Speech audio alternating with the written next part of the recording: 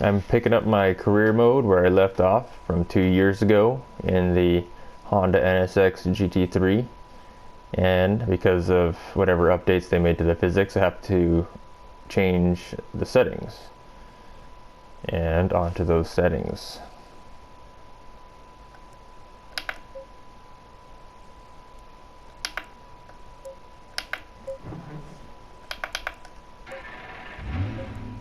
Alright, tires, electronics, fuel strategy, mechanical grip, dampers, and aero. So this car has a lot of aerodynamic understeer. The rear wing is at the minimum, and the rear ride height is at maximum, as I had done it with the Ferrari. However, the front ride height, this car still has a little bit too much aerodynamic understeer, but I don't want the front ride height to be too low. Basically, if I make it too low, it'll minimize the available movement in the front end.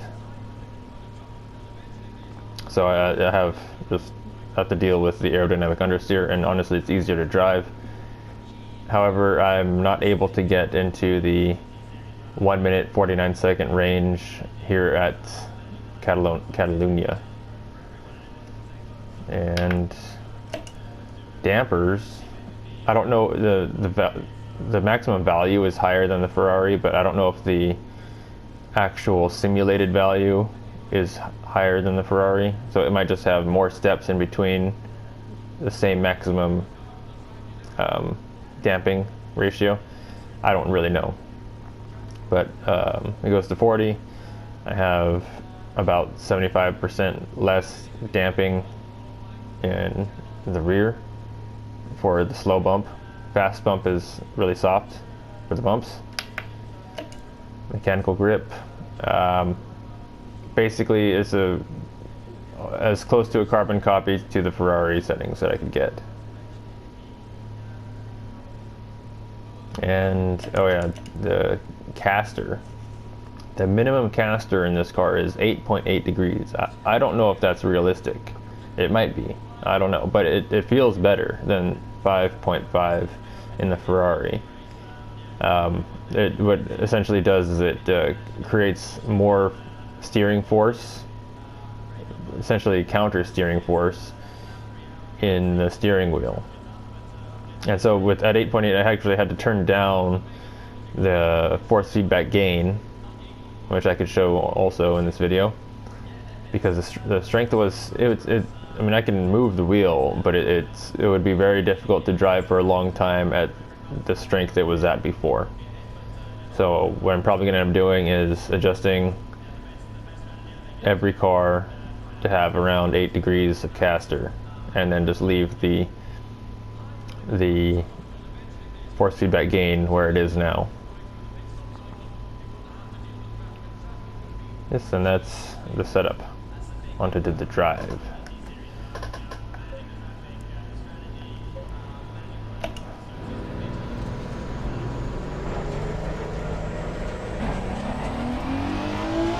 So like I said, I'm struggling to get into the 49s at 1 minute 50 seconds and 1.69 tenths or thousandths. Let's do a warm-up lap. So with the stronger feedback, the road effects are much stronger, which is what I'm trying to cancel out with the force feedback by making it weak. I don't like the road effects that are this strong.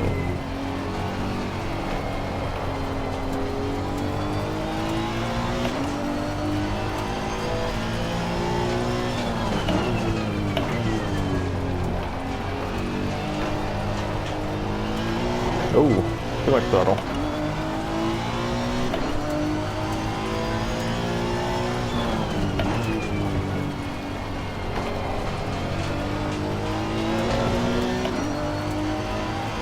So I get a lot of understeer here. I have to lift early, come off the acceleration lock, whatever it's set to, it's not adjustable. because it understeers a little bit on throttle from the differential. So I have to get some lift off oversteer through that high-speed corner. Let's see if I can get into the 50s even. I have to shift into third with this car here. The gearing is different. Oh. I can turn in late here and then crank the wheel.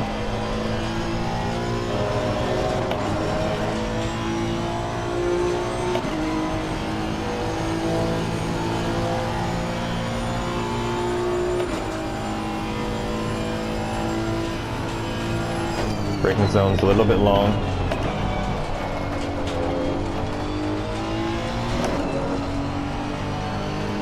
Lift off all the way here. Get back on power.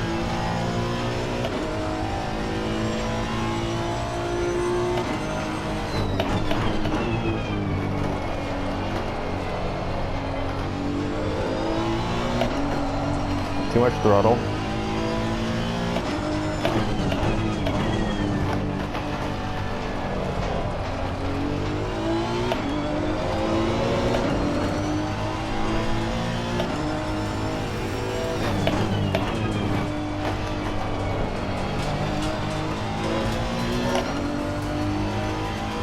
Okay, this is gonna be sketchy. Lift early, both through the apex and then back on power.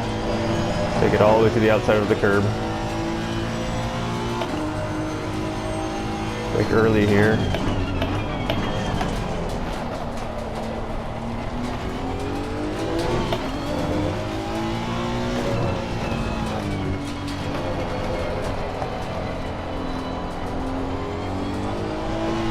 Too much throttle. Brake. I'm in line for getting a good lap.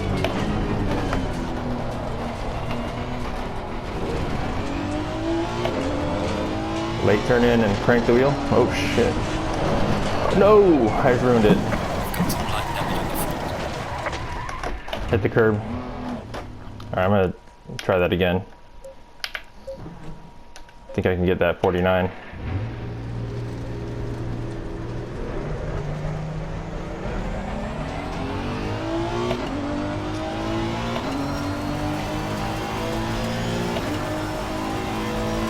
To do another warm-up lap and then time for the time attack. All the time is right here in this first sector. Then I have to carry the time gained in this first sector through the rest of the lap.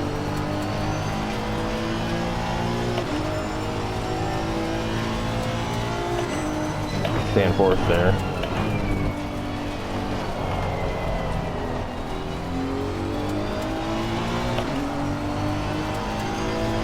Got a little too greedy in the last corner. I tried to just get on the power too much, took the curb, and then spun out.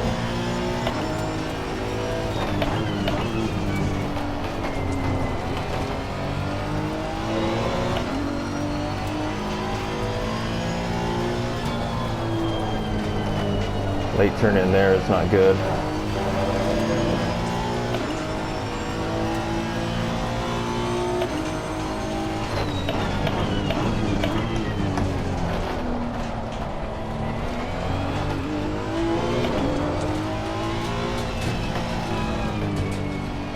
See if I can get a clean lap this time. I'm not going to talk for the next lap.